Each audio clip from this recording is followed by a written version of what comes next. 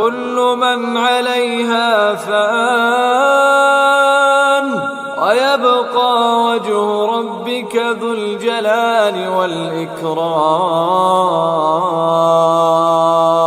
فبأي آلاء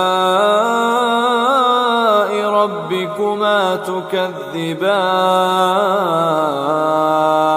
يسأله من في السماوات والأرض كل يوم هو في شأن فبأي آلاء ربكما تكذبان سنفرغ لكم أيها الثقلان فبأي آلاء ربكما تكذبان يا معشر الجن والإنس إن استطعتم أن تنفذوا من أقطار السماوات والأرض فانفذوا لا تنفذون إلا بسلطان فبأي آلاء ربكما تكذبان يرسل عليكما شواظ من نار ونحاس فلا تنتصران فبأي آلاء ربكما تكذبان فإذا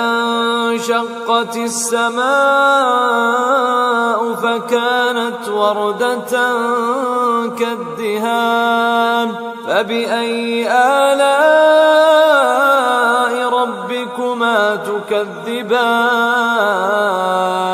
فيومئذ لا يسأل عن ذنبه إنس